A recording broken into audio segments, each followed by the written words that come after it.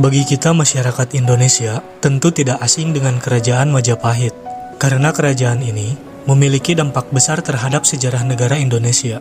Sopo sejatining ingsun, sejatining ingsun mung kalih kangkung, suwung ngawung-ngawung, suwung ngawung-ngawung, ora ono sing ono tutu. Menurut sejarahnya, Kerajaan Majapahit berdiri pada tahun 1293 sampai 1527 Masehi. Di masa tersebut, Kerajaan Majapahit dikenal sebagai kerajaan terkuat Asia, yang kejayaannya terus digembar-gemborkan orang-orang. Siapa sangka, kerajaan besar ini ternyata memiliki beberapa kebohongan, mulai dari sosok Gajah Mada, luas wilayah kekuasaan, hingga salahnya penafsiran Sumpah Palapa. Bagi kamu yang penasaran, mari kita telusuri bersama dalam video kali ini. Kebohongan besar sejarah Kerajaan Majapahit yang akhirnya terbongkar. Kita mulai dari wilayah kekuasaan Majapahit sebagai kerajaan Hindu-Buddha terbesar yang pernah ada di dunia. Kekuasaan Majapahit pernah diklaim memiliki wilayah kekuasaan terluas, terbentang dari Sabang sampai Merauke, serta meliputi beragam negara lain seperti Malaysia, Brunei, Singapura, Thailand, Vietnam, dan beberapa pulau kecil di Filipina. Klaim kekuasaan ini didasari oleh sebuah peta bernama Nusantara Archipelago. Wilayah-wilayah dari penampakan peta ini memang disebut sebagai Nusantara. Namun, Nusantara yang dimaksud ini bukan berarti wilayah kekuasaan Majapahit. Perlu kita ketahui bahwa pada zaman kerajaan lampau, wilayah kekuasaan kerajaan memiliki kewajiban upeti yang disetor pada pihak kerajaan. Sementara Nusantara ini tidak memiliki kewajiban itu pada Majapahit. Dari artinya saja, Nusa berarti pulau-pulau atau daerah, dan Antara berarti yang lain. Jika digabungkan, maka Nusantara memiliki arti pulau-pulau atau daerah yang lain. Jadi, alih-alih peta Nusantara tadi menjadi bagian wilayah kekuasaan Majapahit, ternyata peta ini hanya peta daerah, perihal hubungan dagang dan persahabatan yang setara dengan kerajaan Majapahit. Dan hanya ini yang menjadi bagian wilayah kekuasaan Majapahit, terbentang dari sebagian Pulau Jawa, Pulau Madura, hingga Pulau Bali. Persoalan wilayah kekuasaan yang ternyata tidak seluas seperti yang diceritakan banyak orang. Hal ini juga diperkuat dengan letak beberapa peninggalan Majapahit, seperti beberapa candi dan juga prasasti, yang kebanyakan ditemukan di Pulau Jawa. Hal ini juga membuktikan bahwa bisa saja Kerajaan Sriwijayalah yang memiliki wilayah kekuasaan lebih luas, karena peninggalannya pernah ditemukan di berbagai negara, seperti Thailand, India, hingga Cina.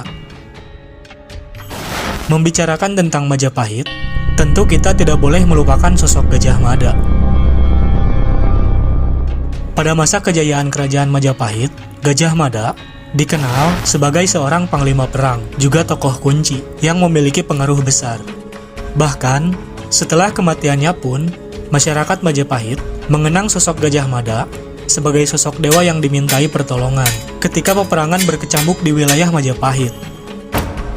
Masalah kontroversi dan juga hal berbau kebohongan datang dari penggambaran wajah sosok Gajah Mada oleh Muhammad Yamin, seorang pria yang dikenal memiliki kegemaran pada sejarah dan duduk sebagai Menteri Penerangan di masa pemerintahan Presiden Soekarno ini, pernah menggambarkan wajah sosok Gajah Mada lewat imajinasinya, lalu dituangkan dalam buku Gajah Mada, Pahlawan Persatuan Nusantara, karyanya sendiri. Sekilas, tak ada yang aneh dari gambar ini. Namun, jika ditelisik, gambaran wajah dari Gajah Mada karya Muhammad Yamin rupanya begitu mirip dengan mukanya sendiri. Hal ini tentu saja membuat segalanya menjadi aneh. Apalagi, ilustrasi dari wajah Gajah Mada versi Muhammad Yamin ini jauh berbeda dari peninggalan sejarah tentang wajah Gajah Mada, seperti Arca Brajanata dan Arca Bima. sebagai imajinasi liar dari Muhammad Yamin. Sebenarnya, tidak ada masalah besar dari penggambaran wajah tersebut. Apalagi, sosok Gajah Mada ini sering digunakan Muhammad Yamin sebagai pemompa semangat pemuda Indonesia untuk bersatu dari Sabang sampai Merauke dan terbukti efektif. Namun sayangnya, penggambaran tersebut sering digunakan dalam buku sejarah yang membuat banyak orang meyakini imajinasi dari Muhammad Yamin sebagai wajah asli sosok Gajah Mada. Menurut Bapak Bahaudin, yang merupakan dosen sejarah Universitas Gajah Mada, hal ini bisa menyebabkan distorsi sejarah. Karena keyakinan yang salah, maka dosen sejarah Universitas Gajah Mada ini mengusulkan agar penggunaan gambar Muhammad Yamin diberi keterangan sebagai ilustrasi semata, supaya tidak menimbulkan salah kaprah di masyarakat luas. Ya, tidak hanya soal paras dan perawakan sosok Gajah Mada, hal yang juga sangat dikenal luas dari tokoh ini adalah Sumpah Palapa. Sumpah yang dikemukakan oleh Gajah Mada ketika upacara pengangkatannya sebagai Patih Mangkubumi Majapahit pada tahun 1336 Masehi. Dalam naskah Sumpah Palapa ini, banyak orang yang mengartikan jika sumpah ini berkaitan dengan tujuan Gajah Mada untuk menguasai wilayah Nusantara yang belum dikuasai oleh kerajaan Majapahit. Namun faktanya, Sumpah Palapa ini tidak memiliki maksud demikian, melainkan untuk menyatukan Nusantara. Kata menyatukan di sini berarti mempererat hubungan persaudaraan dari Majapahit dan juga daerah-daerah sekitarnya. Namun, karena terlanjur salah kaprah sejak masa pengangkatan jabatan Gajah Mada, maka Sumpah Palapa ini menjadi pemicu perang antara Majapahit dengan Kerajaan Pasundan atau Sunda. Maka, pecahlah perang ini, yang dikenal dengan nama Perang Bubat. Hal ini disebabkan oleh asumsi orang-orang bahwa jika Majapahit berhasil mengalahkan Pasundan, maka Sumpah Palapa Gajah Mada ini akan terpenuhi. Namun sayangnya, alih-alih memenangkan pertempuran, pasukan Gajah Mada pulang tanpa kemenangan dan membuatnya tidak memenuhi Sumpah Palapa. Perang Bubat ini berlangsung pada tahun 1357 Masehi. Perang ini juga menciptakan mitos lain di kalangan etnis Sunda dan Jawa, yaitu seorang gadis Sunda tidak boleh menikah dengan lelaki Jawa. Ya, hal ini merupakan sebuah mitos. Tentu ada yang percaya dan ada juga yang tidak. Namun, tidak bisa ditampik bahwa mitos ini masih terdengar hingga zaman modern seperti sekarang. Setelah mendengar penjelasan tadi, sudah dapat kita ketahui bahwa banyak sekali sejarah tentang Majapahit yang disalah kaprahkan hingga sekarang.